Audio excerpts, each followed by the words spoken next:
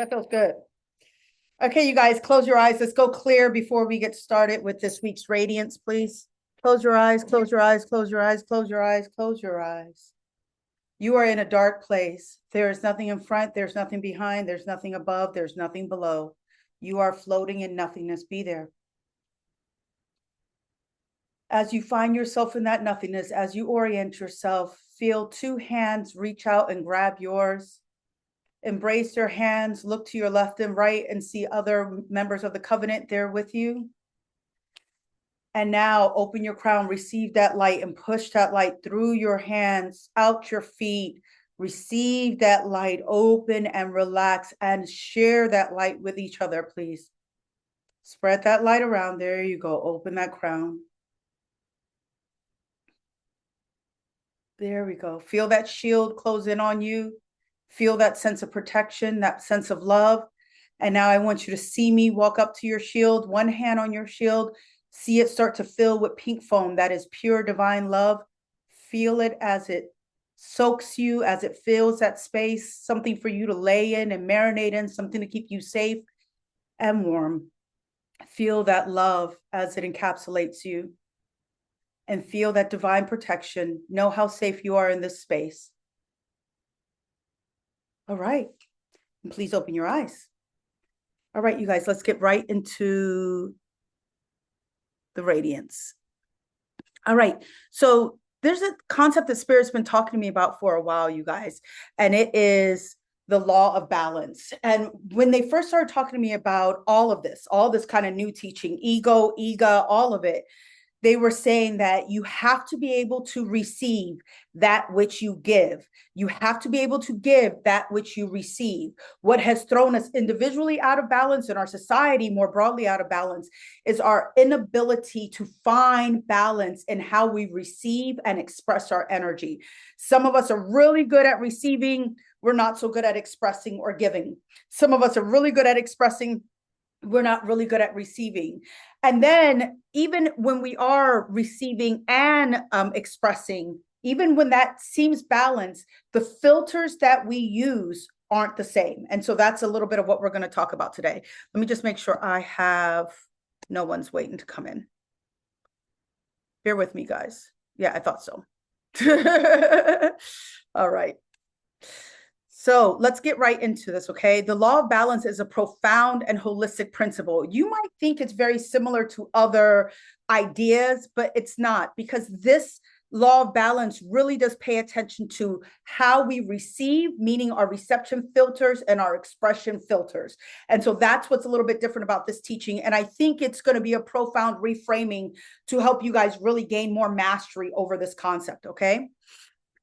So it's about how we give and receive, you guys. It's a balance there, okay? At its core, this law states that in order to maintain harmony and equilibrium, there must be mutual and balanced exchange between what we give and what we receive, and the ways in which we do those two things, right? Both energetically and materially. This concept is rooted in the idea that our well-being and spiritual evolution depend on the clarity of our reception and expression filters, okay? So let's talk about it. Energy as a flowing exchange. So we understand laws of like cause and effect. We understand like karmic laws. So this is along those same lines, but with some new stuff added to it, right? We understand. And the way that we understand it right now is we get what we give, right? We give what we get. However we understand that. That's not the main focus here. The main focus is on how we receive and how we express. What are our boundaries or our filters around reception, and do they match our boundaries or our filters around expression?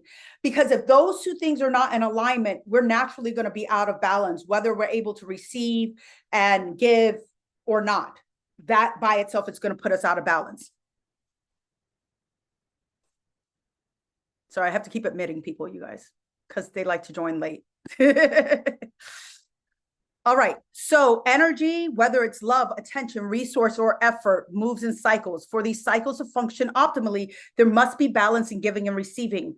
What's key to remember about emotional data, emotional energy, you guys, is that it needs to move. It is meant to be energy in motion. The second you try to stop its free movement is the second that you taint that energy in a more negative way. Okay. If we give excessively without allowing ourselves to receive, we create depletion.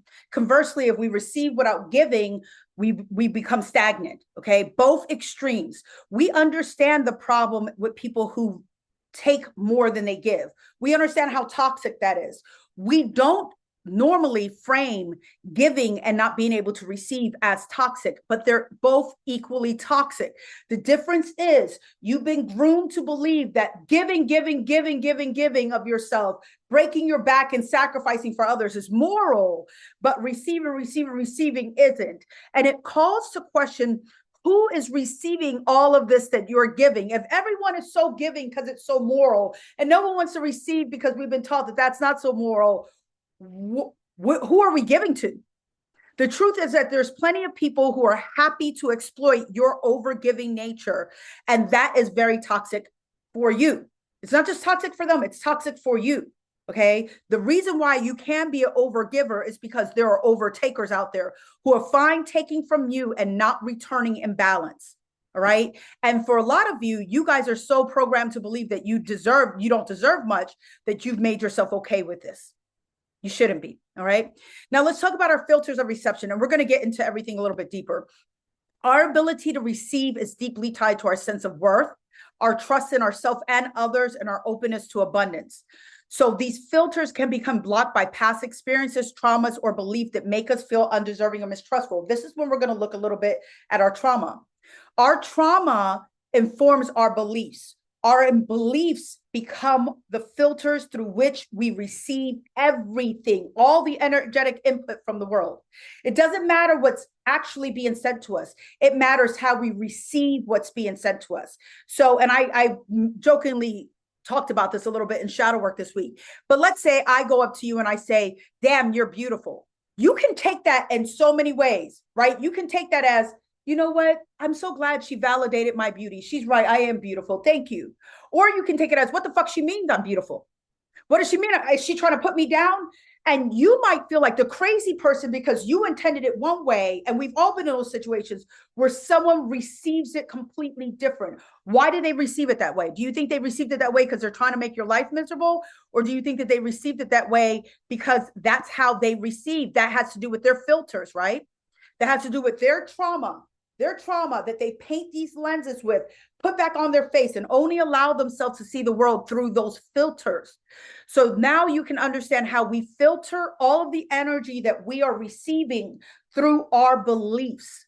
Spirit gave me a word this week about trauma, and I find it to be, the way that they framed it, it opened something for me. Trauma is energy, data, it's data that we believe is useful to inform the future. This is useful information. I'm going to put it in my pocket. I'm going to save it, right? I think there's value in this at informing the future.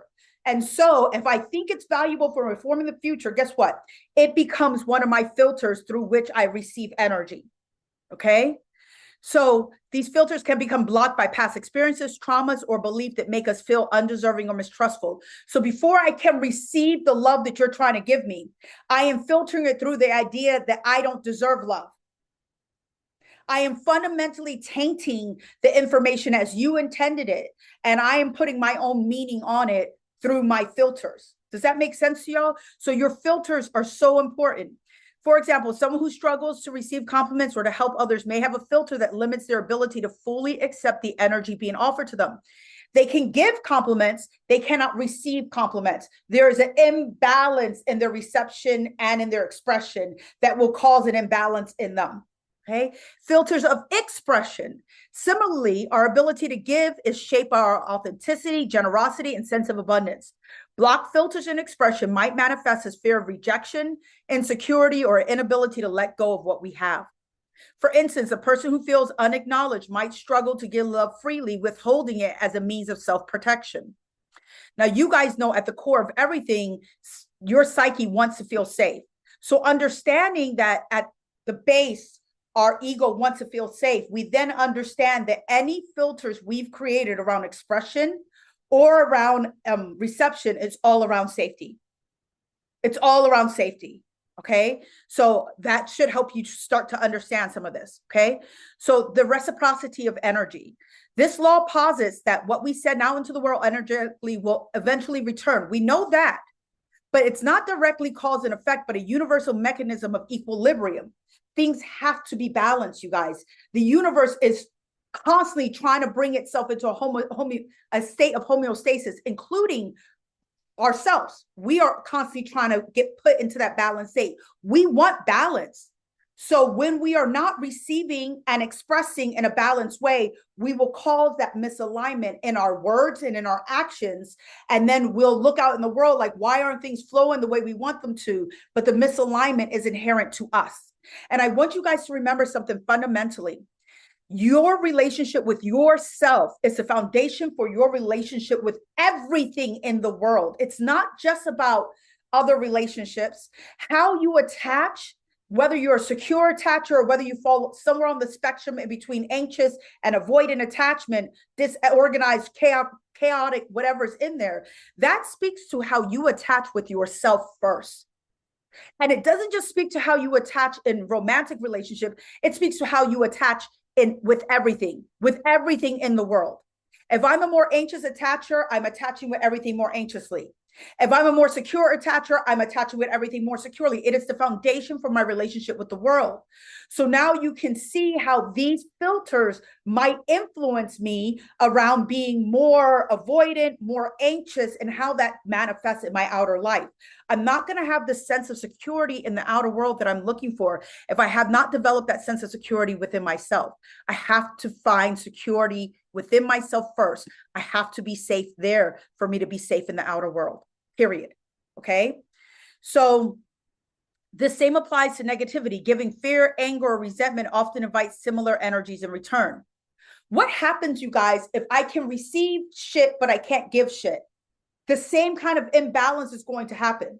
And I'm using hyperbolic language to make a point, but the same kind of imbalance. If I'm able to give love, but not receive it, if I'm able to receive love, but not give it, it's not just about the act of giving and receiving. It's about the filters that are on there that influence how I'm able to also. And that's the more nuanced point that I want you guys to understand, okay?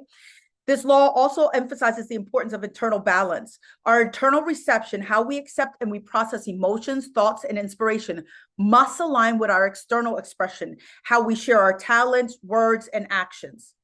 Inner blockages can lead to outer imbalances, such as feeling unfulfilled despite giving or receiving abundantly. And how many of you guys, that's your story? I give to so many other people. I sacrifice for so many other people, but no one is willing to do it for me. You've created the imbalance, okay? In relationship, the health of relationship depends on the balance of giving and receiving. If one partner gives endlessly without receiving acknowledgement or love in return, resentment may grow. Similarly, a person who constantly takes may feel disconnected or unworthy or entitled, right? They don't have to give. In career and creativity, a balanced professional life requires the contribution of effort, expression, and the reception of rewards, recognition, and inspiration. Overwork or undervaluing oneself disrupts this balance. Spirituality and growth. Spiritual practices like meditation or prayer often highlight this balance. We open ourselves to divine or universal energy receiving, and we express gratitude, service, or love. That's a giving, right? So these filters represent our mental, emotional, and energetic mechanisms that shape how we interact with the world. Reception filters are rooted in openness and vulnerability, blocked by fear, unworthiness, or distrust. I want you guys to think about how many of you guys are walking around and you have never felt safe in this world. Never felt safe. You never got the chance to feel safe as a child. You entered into a relationship as a young adult. You weren't safe there. You became a parent, didn't feel safe there, just never got to feel safe. This is blocking your ability to receive a lot potentially of what's going to be given. And if you cannot receive that which is attempting to be given and you're blocking it, you're probably also self-sabotaging, right? Not able to receive that which you want because you don't believe that you deserve it, or because you're too scared, or you don't trust it. And so you are blocking its reception, but you aspire to give the very thing that you will not allow yourself to have. You will cause a great imbalance in yourself, okay? Expression filters are rooted in authenticity and abundance. Okay, they're blocked by fear of loss, rejection, and scarcity. They're strengthened by trust, generosity, and creative freedom. How many of you aren't showing up authentically because you're too afraid of how somebody might perceive you if you show up that way? Right? But you want to receive more authentically, but you are not expressing authentically. You are creating the very imbalance that you are trying to escape from. Okay. You have to be able to receive in the same way that you give. You have to be able to give in the same way that you receive. That is balance. And if we're talking about remaining in true balance, you literally have to be able to receive equal amounts of what you give for you to stay balanced.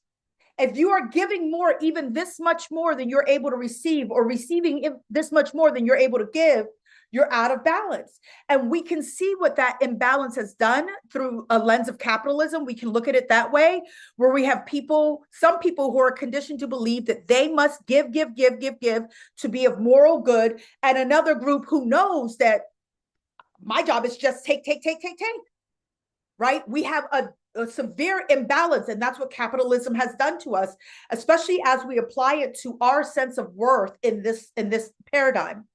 We really do see ourselves through that lens, and that needs to stop. We need to be able to give what we get, and we need to be able to get what we give, you guys. We have to. Okay. So this practice, this whole thing is very similar to lots of other things, but what is different about this and other practices is that, or other laws or ideas like this, is that we focus on the filters. Okay. And this, you guys, everything I'm talking about right now is all going in our sacred text. These are our fundamental beliefs as part of the covenant, right? So focus on filters. While spiritual and psychological systems acknowledge blockages, this emphasis on reception and expression filter ties these ideas together in a unique way. It integrates emotional, mental, and spiritual dimensions into one cohesive model. And as I was pulling all of this together for Radiance today, I realized that's my work, you guys. That's my work. While so many spiritualists focus just on the spiritual, I never have. Right? We talk about physical health. We talk about politics. We talk about the patriarchy. We really do look at everything, right? We talk about aliens. We look at everything very holistically. And that's what makes this a little bit different than what you're going to find at other either spiritual, nonprofits or religious nonprofits. We have a way of combining things so that you are able to live a more integrated, holistic life than just looking at things like this. And I think that's what allows us to heal a little bit faster in this space too. Let me just make sure there's no one still trying to get in. See, I knew it, I felt it. All right. So mutual necessity of giving and receiving. Many systems focus predominantly on one aspect, either giving, altruism, generosity, or receiving, being open to abundance. Very few folks, or none really, focus on this the way that I'm talking about, right? I saw a video the other day, and it was a woman talking about the aliens and what the aliens came and told her. And she was like, the aliens used to believe in service to self. And then they learned that that's no good and that destroys society. So now it's all about service to others. Every abusive system will try to condition you to the belief that the only thing good that you can do with your life is give it away. The only way to make your life of value is to give it away, right? And to make it about everyone else, never about yourself, right? That's, you guys, that's bullshit. Your life is about yourself. You need to be able to give too. You notice that abusive systems always focus on the service that you should give to others, but never actually expect anything. They're grooming you for that imbalance. They have ingratiated you to that imbalance. We need to find balance again, you guys. We need to find balance. Thank you for the gifts, you guys.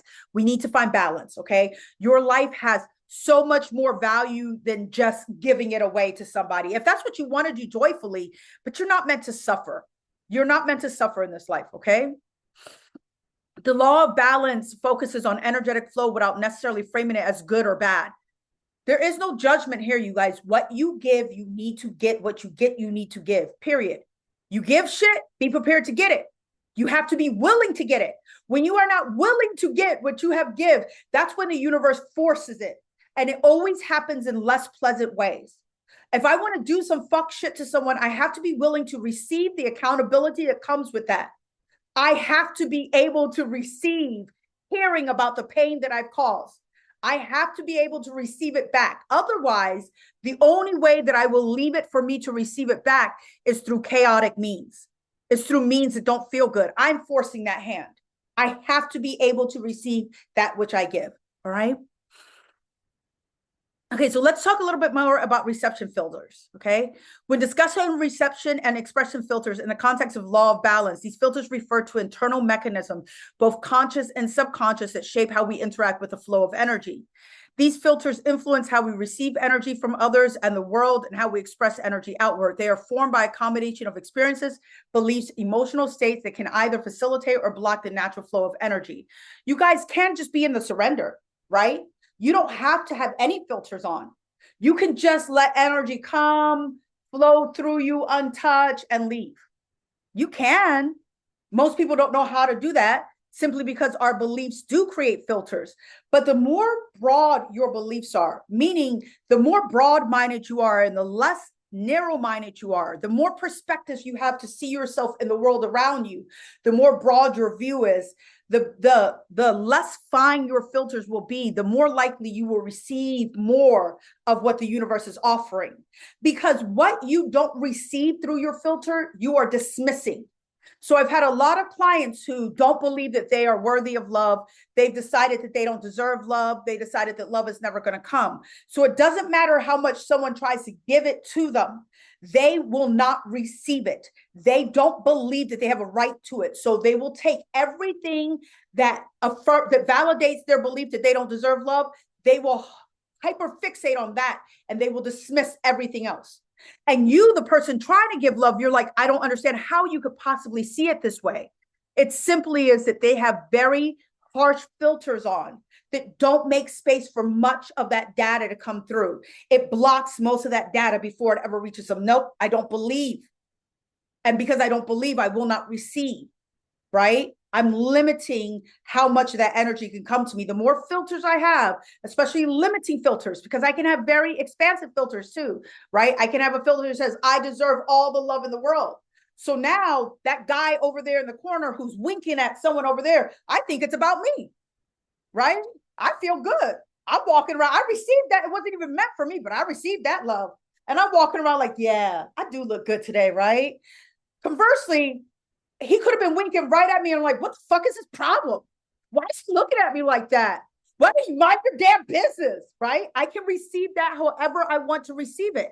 If I have a bunch of filters on that tell me that nobody loves me, nobody will ever want to love me, nobody will ever see value in me, even when someone is trying to communicate it, I will reject it, right? So do you have very narrow filters or do you have really broad filters? Do you have filters that are limiting? Or do you have filters that are expansive? Which ones are there, right? And I want you guys to remember that all emotion that we internalize exists on a spectrum of love to abandonment. So every time something happens to us, every time I'm experiencing something, I choose where to place it on that scale. Am I choosing to internalize things as notions of love? Do I have filters that inform that? Or do I have filters that completely strip all energy of its love before I can ever internalize it? Because I don't deserve it. I'm not worthy of it. It's not going to happen. Which one is it? All right. So let's look at what shapes our reception filters, you guys. Self-worth. It's key. It's key, right? A strong sense of self-worth creates an open filter, allowing us to receive love, appreciation, and abundance. Low self-worth may act as a block. I am blocking myself from receiving. There are some of you guys who ask me about money blocks, right? And you're asking me if I see it energetically here. The blocks that you create through thought are always here. It's not something I can clear off of you. If it's a block due to thought, only you can clear that through shadow work. If it's a block due to energy, I can clear that easy. Right? Understand the difference. And what I'm finding is that there are a lot of people who want this magic snap and want all of their blocks removed, but they don't understand. They have a shit ton of mental blocks that are just simply getting in the way. They're just simply getting in the way, right? They don't believe that they have a right to win the lotto. So they will never win the lotto. And then you got other people who win the lotto 3 and 4 times, even if it's small, because they believe that they are entitled to it. You know, I thought about this a long time ago. The way that our parents, especially if you're a minority, or you're other marginalized group, our parents really swaddled us in a lot of that oppression, right? The world is going to see you this way. So to prepare you for the world seeing you this way, I'm going to treat you that way. I'm going to drill in your head that this is how the world's going to see you. And I remember thinking, if the world didn't program you to think that you would be seen as less, how might you show up? Right.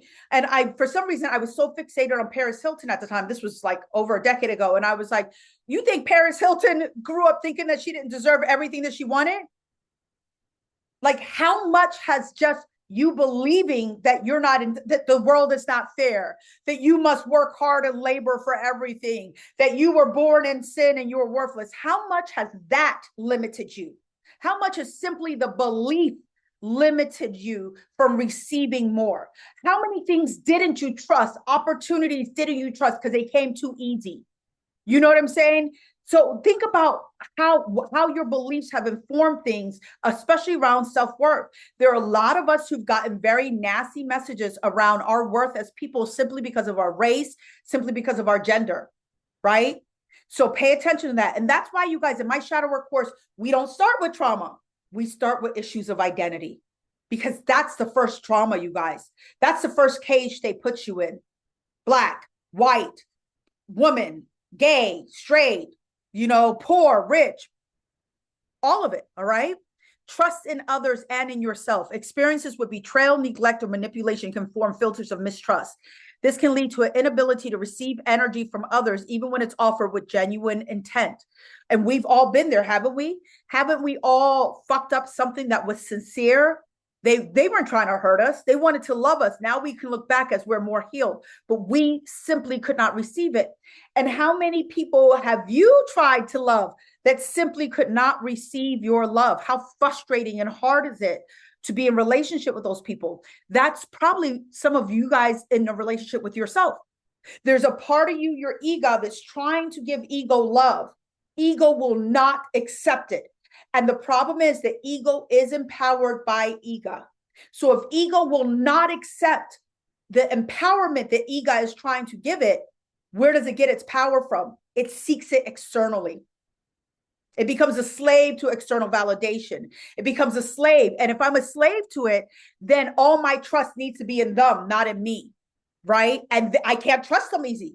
And Lord knows I can't, because I can't control them. But I can control myself. Therefore, I can trust myself, and I must. If I trust myself, if I'm really securely attached with myself, it really doesn't matter if other people betray me. It doesn't mean the same thing. Part of the reason why betrayal stings so much is because as we're scanning, we're like, oh shit, I don't know how to keep myself safe. Because how can I keep myself safe for this thing? This thing, how can I keep myself safe from my husband sleeping with my sister? I can't. How can I forecast that? I can't. That betrayal hurts so much. And because I can't keep myself safe, I think it means something that a betrayal like that happens, right? I think it means something to me.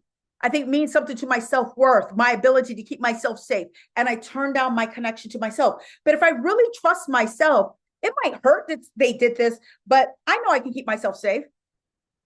Them two were just cruel. Them two were just evil. Has nothing to do with me and my relationship with myself. Has everything to do with them and who they are. You see how it changes if I trust myself really? Beliefs about scarcity and abundance. If we believe resources, money, love, success, and I want to focus on love, are limited, we might unconsciously reject abundance when it comes, fearing that it'll be taken away or it isn't meant for us. This is us with love, self-love, you guys. Why don't you guys give yourself self-love? Because somewhere in there, you believe it only has value, that capitalistic mindset, right? When you have to labor for it, when you have to work for it, when you have to suffer and sacrifice for it, right? Things only have value when you have to work hard for them. Things easily given don't have value, right?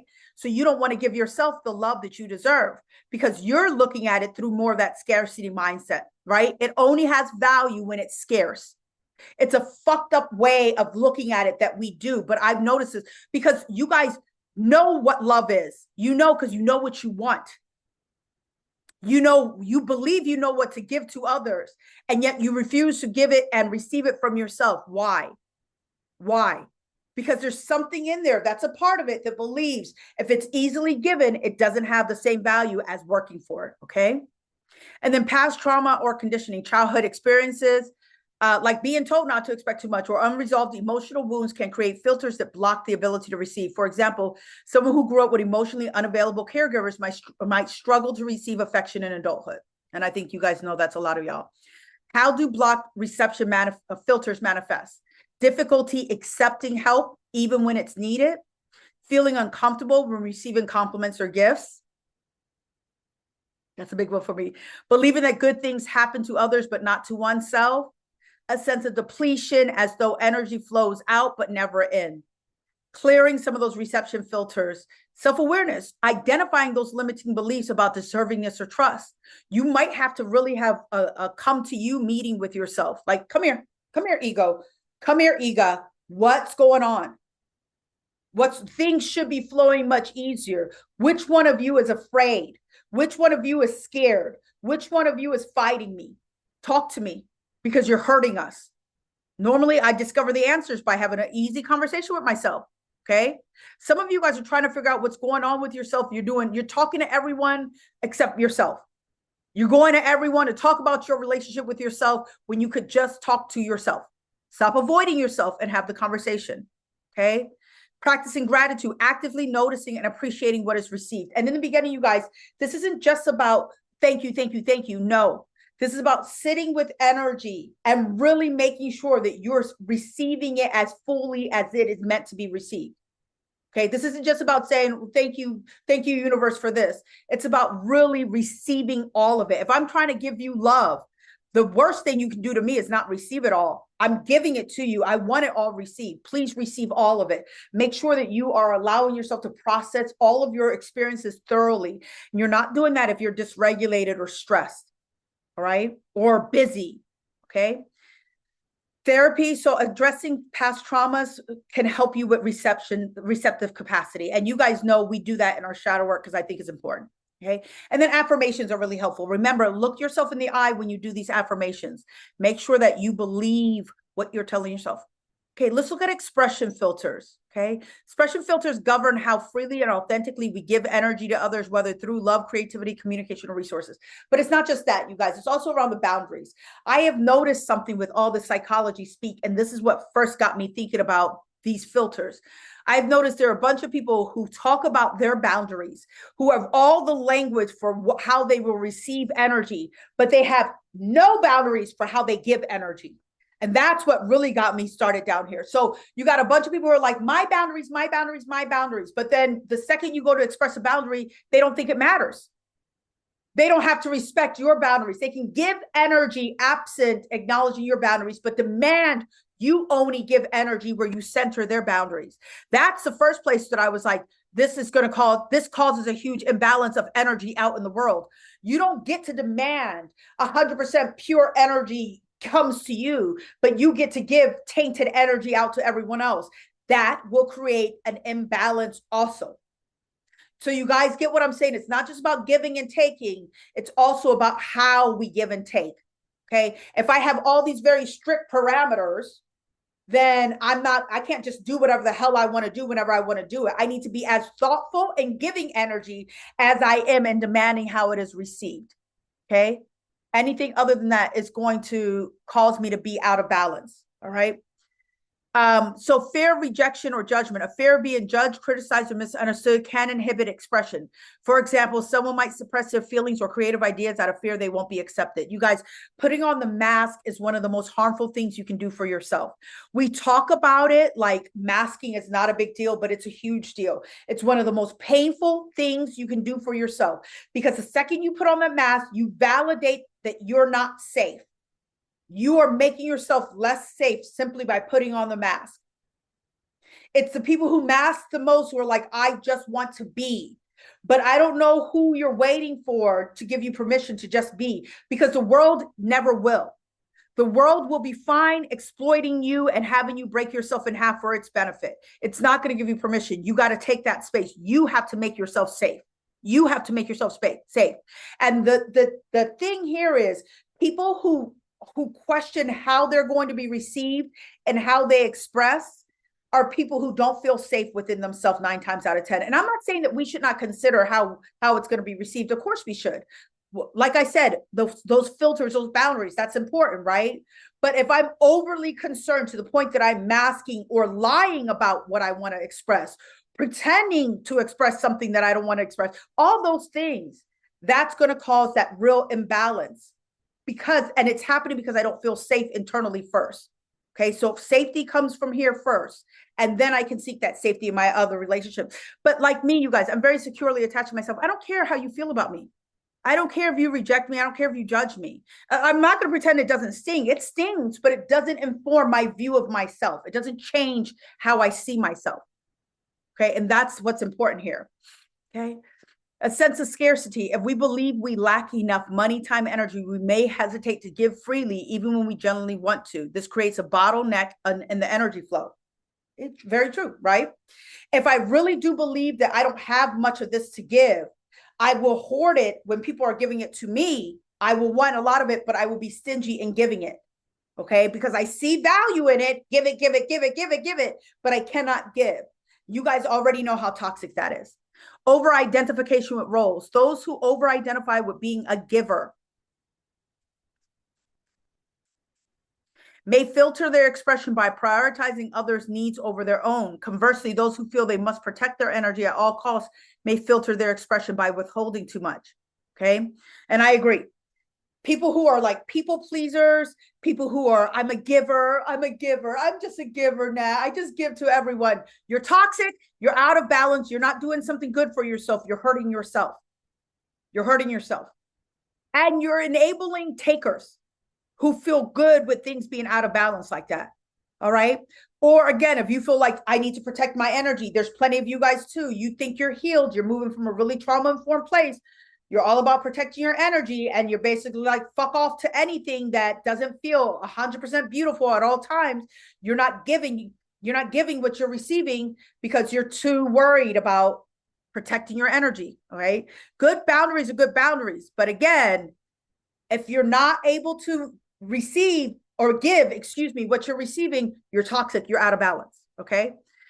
Cultural and societal conditioning, societal norms may encourage or discourage certain types of expression. Don't brag, be selfless, or keep your emotions in check.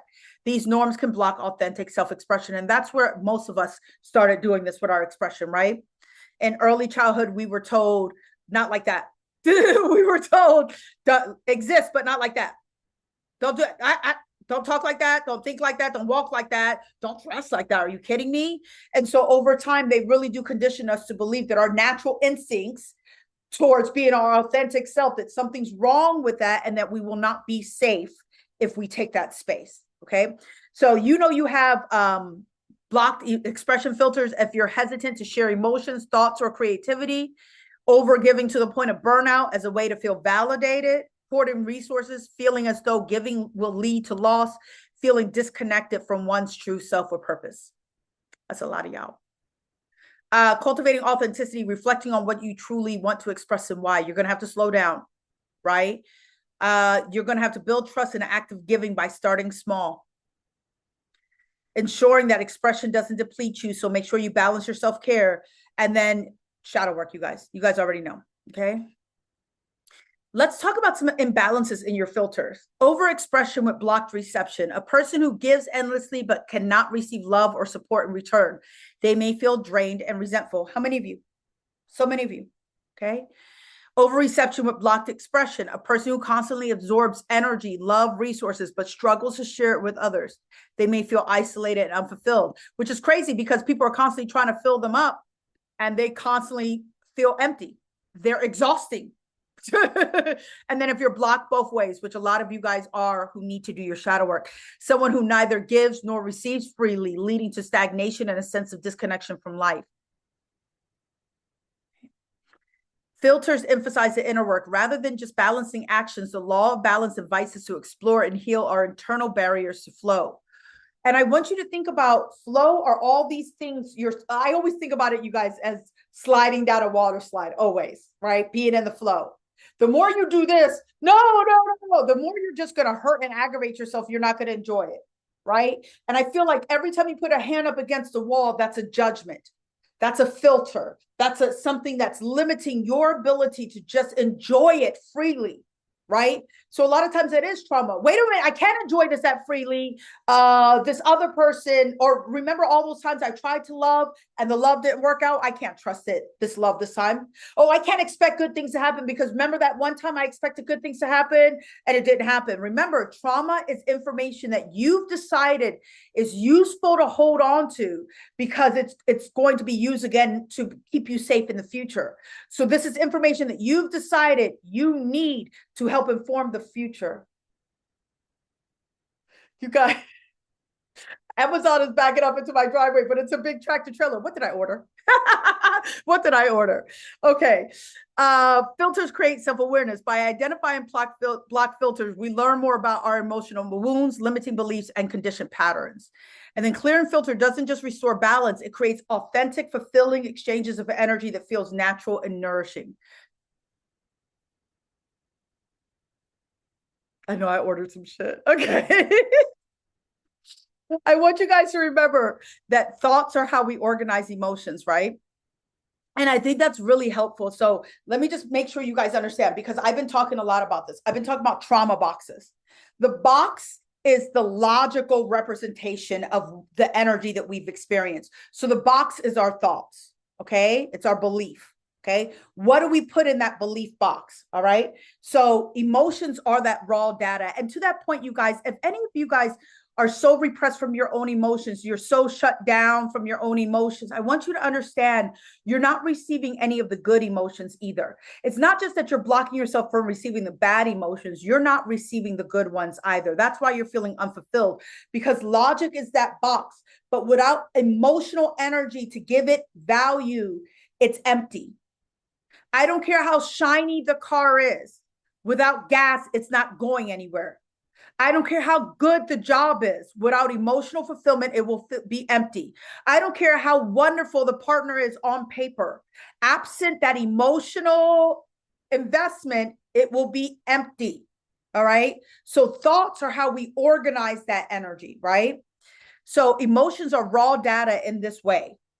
They arrive as instinctive embodied responses to stimuli, internal or external. They are the raw data of our lived experience, often emerging before our conscious mind can fully grasp them. So we're feeling this energy, we're pulling out a box. If we decide it's energy we want to store, either we're letting it go or we're like, we need this for later. Why might we need this for later? One reason is we don't have the space to organize it right now. Things are a mess. The kids need us.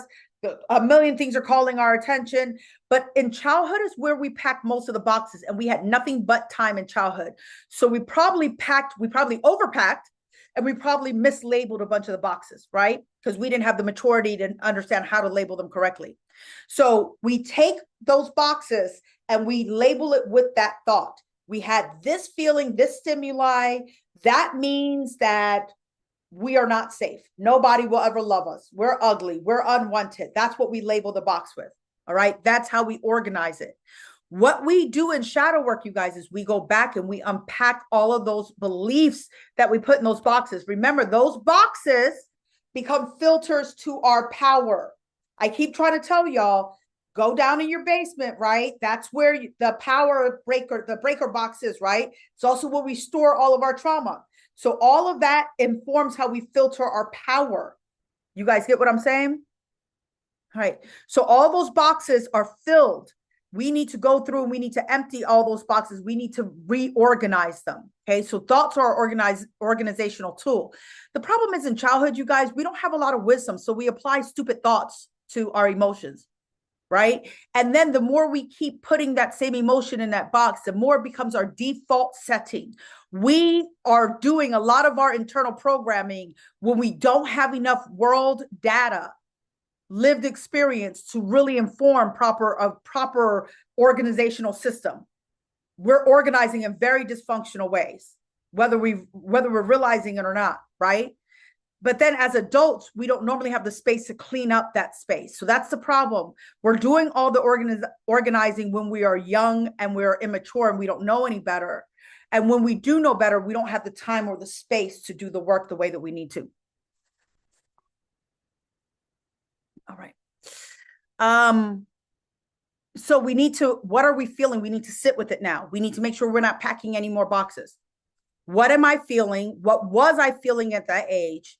Understand and validate why you felt that way at that age, and then figure out a way to express those feelings around that and give yourself the love and care that you need. Right? So you guys, when our thoughts and our emotions are misaligned, that's when we do a lot of overthinking. We are overthinking normally because we're under feeling, right? When we are overfeeling, normally we're underthinking. So what does that look like? Someone who's purely logical, who doesn't do, like, nothing is informed by emotions. They see no value in emotions. That's showing up in their relationships. They're unfulfilled, even though they think everything through in a million different ways. They still find their life to be empty, and their relationships reflect it.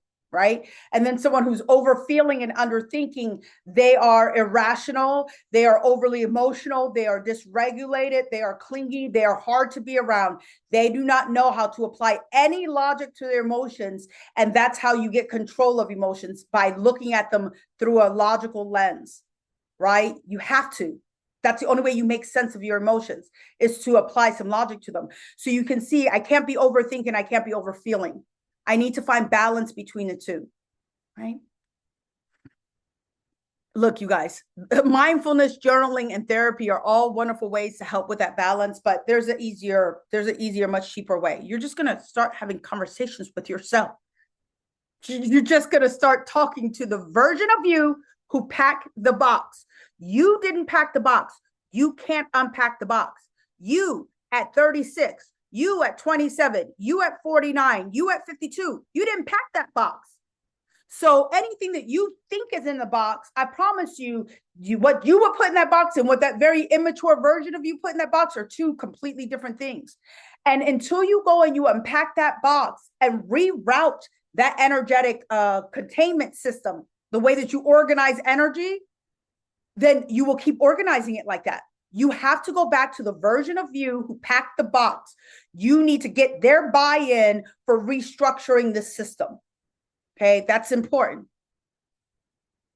So what happens with someone who has a lot of trauma? They are hypervigilant, aren't they? They're keyed into the ways that they need to keep themselves safe. How many filters do you have on that are meant to keep yourself safe, but then end up being very limiting? Okay. So that's why we're talking about filters as a safety mechanism, but they also become this thing that really cause harm. Okay, you guys. So trauma and reception filters. Let's look at this. Trauma teaches the brain to prioritize detecting potential dangers. It's the first thing you will look for if you don't feel safe in this world. The first thing, you guys. The first thing you're going to look for is danger in every situation when you're going out there in the world. What could go wrong? I need to calculate what could go wrong. I need to get ahead of it to make sure that it's okay. So I'm always looking through what could go wrong, and that's informing that filter, right? Danger, bad, hurt. I'm looking for that first, because I'm looking for it first. My eye is tuned to it. I will find it. Even when it's not there, I will find it. And part of why I will find it, you guys, and this is important, it's because I need to know that my mechanism for scanning and finding danger to keep myself safe is solid. I need to know that. Otherwise, I'm not safe. If my method of keeping myself safe isn't validated, then it's not a safe method. Then, oh no. So I have a vested interest in proving my point. And my point is that the world isn't safe. I have a vested interest in proving that, okay? Selective attention. Trauma can cause us to focus only on certain aspects of situation while filtering out others. For instance, someone who's experienced rejection may selectively notice cues of disinterest in others while ignoring signs of affection or support. I know for me, you guys, I never know that someone's interested in me until they say, I'm interested in you. I never pick up on those cues, but I will pick up on all the cues of them not being interested. A lot of us are like this, right? Difficulty in trusting. Trauma often erodes trust, making it difficult to receive love, kindness, or opportunities. For example, someone who has experienced betrayal may block out genuine gestures of care, perceiving them as manipulation. Avoidance of vulnerability. Trauma can create filters that prevent us from receiving emotionally charged experiences such as intimacy or criticism. The fear of being hurt again leads to shutting down or rejecting emotional input. So signs of trauma affected reception filters: difficulty accepting or help or compliments, overreacting to perceived criticism or hostility. Are you overly sensitive? Right? Misinterpreting neutral actions, as harmful, and feeling unworthy of love, success, or abundance. Okay, let's look at trauma and our expression filters. So suppressed self-expression. Trauma often teaches us that expressing emotions or needs is dangerous, futile, or unwelcome. This leads to filters that suppress outward communication, particularly anger, sadness, or vulnerability. What is not expressed is repressed. What is repressed will do damage. It will create blocks. Energy is not meant to be stagnant and held.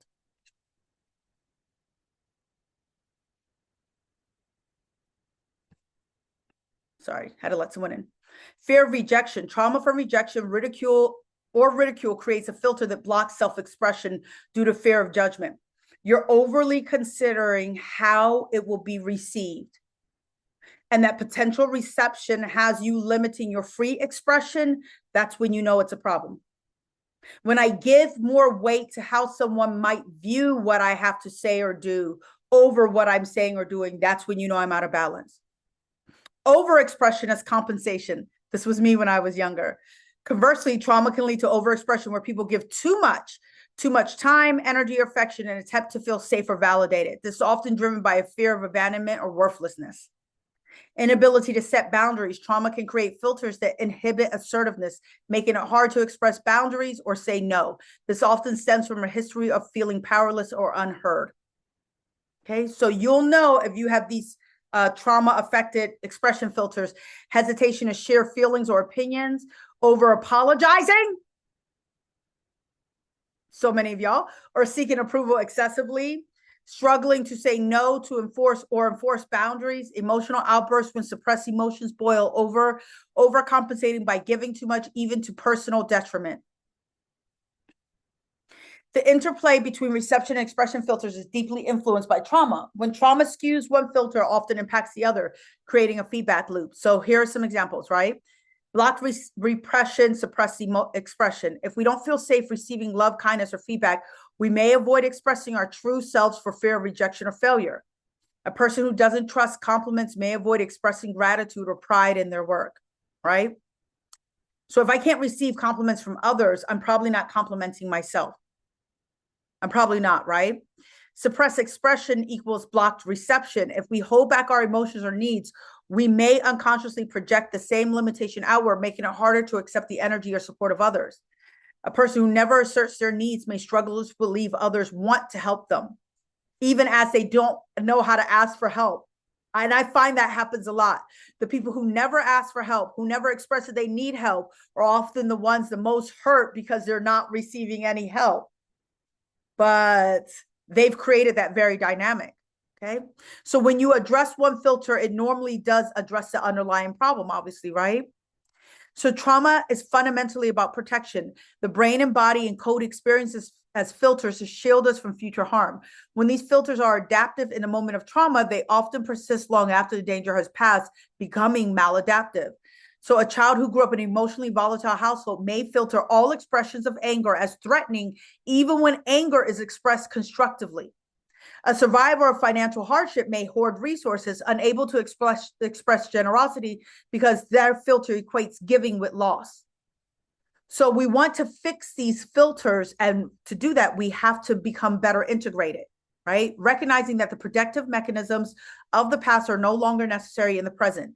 By addressing these filters, we can restore the natural flow of energy, allowing us to receive and express freely and authentically. So some steps towards transformation: understand how trauma has shaped your perception and expression, right? Reframe beliefs that no longer serve you. This is exactly what we do in shadow work, right? Practice safety. Create environments where new patterns of reception and expression can emerge. We're going to do this inwardly first, you guys. This is all inward work. Okay. Practice openness and authenticity through small, safe experiments in giving and receiving. And I think that's the best thing to do, okay?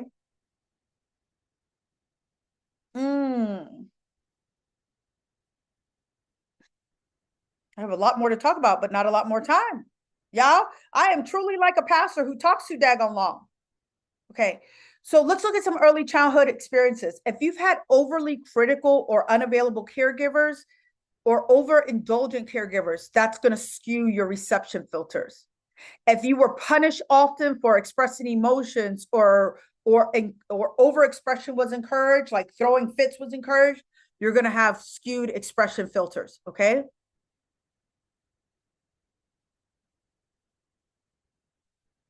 Okay.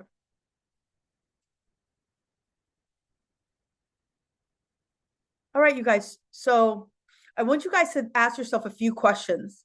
Are you giving so much that you've forgotten how to receive?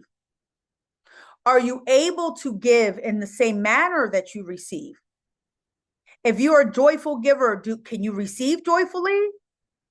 Or are you a stingy receiver, but a generous giver, or vice versa?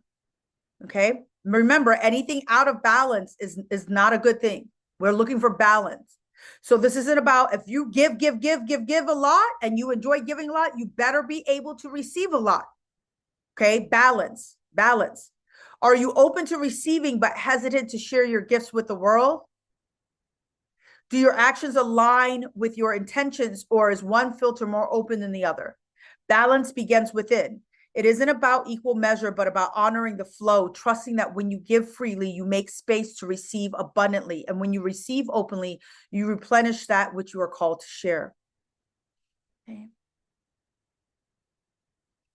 The reception filter invites you to accept what the world offers, be it love, rest, or recognition. The expression filters ask that you share your truth, your talents, and your heart without fear. Both require clarity and both require courage. Yeah, some of y'all are so scared. Like, enough of that, you guys. Stop being too scared to show it fully in your life. Open to receive. This is what I want you guys to practice.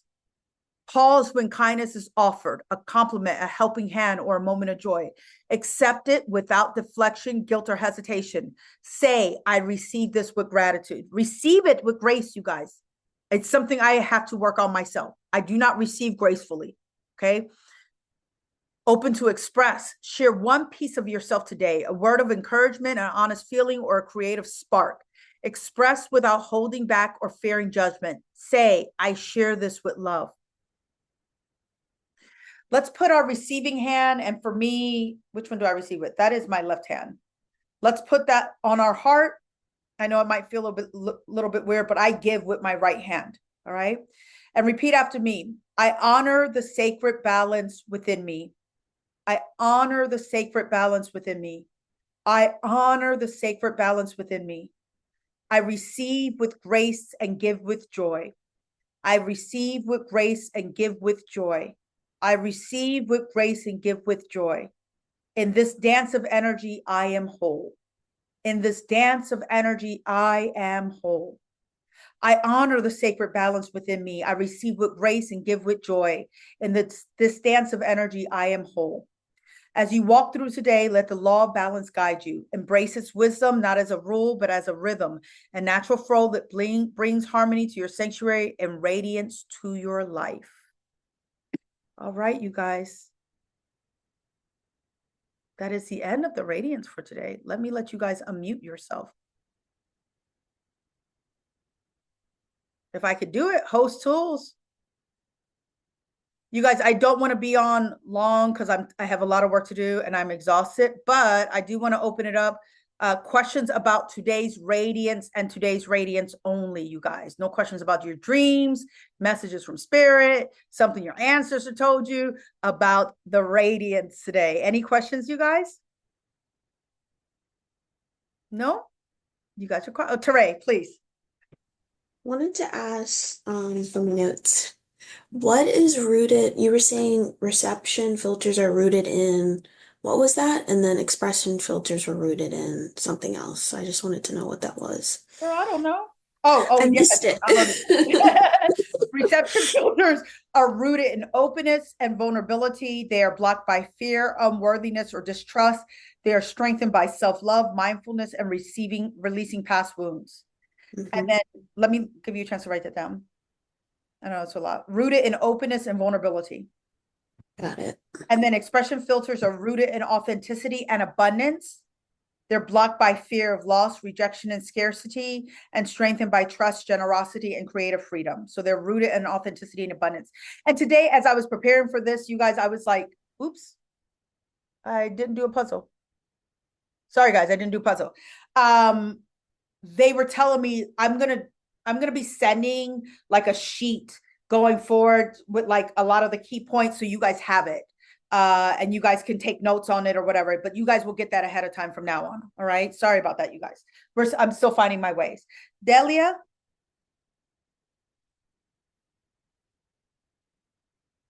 you're muted, baby. Hello, hello. Hi, love. How are you? Oh, I'm so deeply impressed by today's radiance. It was so beautiful and so profound. And again, I wrote your message in the chat, of course. I just wanted to give you the flowers, Nat. What you did, I mean, I'm a psychologist, and I think that what you taught us today is meant to be core teaching in psychology. Delia, you don't know what you did. You hit something in my stomach because I feel like a lot of my teachings, they really simplify something that I Oh think my is God, helpful. yes, You know, yes. like This even is the emotional intelligence. It should be at the core fundamentals in psychology. It's so profound. It's so on point. It's so clear. It's so well structured. I mean, chapeau, Nat, chapeau. Delia, thank you. That I made my love you. I love you, love and you. I'm very, very Oh. grateful. And I don't know. I just want to say to everyone that has had the chance today to participate to this, that you guys, I don't know if you are aware of. How, I don't know. It's such a deep teaching. It's deep. It's profound. It's precise. It's worth more than 4 years of university. Oh, thank you. Now Thank I'm you. telling you with all my soul, and yes, English is not my first language, so sorry guys if you No, your have a. English is beautiful. Your accent is beautiful. You're good. You're good. Thank you. Yes, I'm Romanian. I have a thing because it looks like you have this very precise understanding. So I do give with joy, with great joy. It makes me happy. People's happiness makes me happy. I receive with praise. But then, because I'm very empathic as well, I Mm. have the ability to understand why other people are not able to give. And I tolerate that because I give them, I have the understanding of Mm. where they are coming from. Mm. Are you able to receive joyfully from Yes, them? yes, joyfully with grace. I do receive with grace. And, I really acknowledge, I'm very grateful for everything that I receive. I give with all the happiness in my heart. I really give, Yeah. I'm a giver. And I receive being very happy and comfortable receiving. But then if I don't receive, I can see why they're not able to give. Yeah. And I No. can, Yeah. Receptive capacity has changed my life because where before I used to be like, why can't this person receive what I'm trying to give, or why can't they give me what I want from them? And I guess I understood that their capacity to go deep within them is as deep as they're going to go with me. yes, that's true. This is what you said, that the relationship that we have with ourselves is reflected in every other relationship with the world, not only, relationship with the significant one, all the relationship that we establish in this world. This was my motto for a lifetime. This is what I kept saying to everyone, but no one could. I mean, they didn't seem to understand what I was saying. They took it at a very surface level. Yeah. And then Jesus, since I met you, I don't have long time since I know you, probably a month now, but it's like, oh my God, it's like all your core principles are so fully aligned with mine, with my understanding, like what I am for. And No, I love I that. can't believe that there is someone in this world that see the world and feel the world. And, you are, everyone should be grateful that they had the chance to meet you, really. Oh, I appreciate you so much, Elia. I hope you have a blessed week, girl. Thank you. I love you, Nat. Thank you I so love you, much. girl. Thank you. Bye-bye. Alexis? Hi, yeah, I wanted to second that. Delia, your accent is cool. Shout out Romania. Right? Thank you, guys. I was wondering if you have any like suggestions in terms of developing self-trust, because that's something that I'm struggling with currently. I'm gonna be really honest with you. Self-trust isn't something you develop, it's something you choose, you guys. Yeah. Because giving trusting yourself anything less than 100% is not trusting yourself. So you don't have the option. If you're trying to trust yourself, you just have to trust yourself. And what I think that means for you, Alexis, is giving yourself the space to get it wrong. Giving yourself the space to fuck up. It's okay. Like, it's not that you can't trust yourself. It's what you say to yourself when you get it wrong that is the issue, right? Oh, I fucked up. I'm stupid. I can't trust myself going forward because I made a mistake this time. I'm never going to be able to make the right choice because I made a mistake this time. No, I made a mistake. I'm human. Okay. Like, I'll do better next time. You know what I mean? Yeah, like short memory. You have to give yourself permission to be human and get it wrong. That's the issue Yeah. here. And you just have to trust yourself, knowing that you're going to get it wrong sometimes. Knowing that you're going to get it wrong sometimes. That's okay. It's okay. You're the one, you're holding yourself to an impossible standard. And so, since you're holding yourself to an impossible standard, you're questioning your ability to fulfill it. Lower the standard. Chill. Stop being so judgmental when you fuck up. It doesn't have to mean anything bad when you make a mistake. Lower the standard. And I'm not saying have no standards for yourself, but lower the standard that you have to be perfect, that you have to get it right every time. Give yourself space to be human, love. I promise you, I was type A. I didn't trust myself either for years, you guys. Yeah, It changed my life. I asked that because I'm struggling with trust with others, but it's like it has to start within myself. So, well, yeah, Well, look, okay. if you don't feel safe within yourself, you will never feel safe with anyone else. Now that I understand that the safety that you're looking for is safety from self, and you don't know how to give it to yourself. So then you're seeking it externally. Right? And so it means so much more if they are not able to give it to you, but give it to yourself. Give it to yourself. Give it to yourself, because it's putting too much power in the hands of other people, sweetie. I agree. Thank you. No, it's my pleasure. Anyone else? Oh, it was so good to be with you guys today. It was really good. I'm getting the swing of things with these radiances, you guys. Like, I still wish it was structured more. Like, I want to add music. Like, I want there to be music. I want us to do a time for offering or planting of seeds, because I think it's appropriate, whether it's an energetic seed or whether it's a financial seed. But I do want to give you guys some updates as soon as I get Kayla. Kayla? Kind of, it's I guess it's kind of related to like what you're doing now. Do you ever see yourself like having like live conferences and because I would really love to join in. I'm from New York and it's just pretty toxic up here. And I would love to like go to like where you are. I think, is it Atlanta or anywhere? Virginia, baby. Virginia?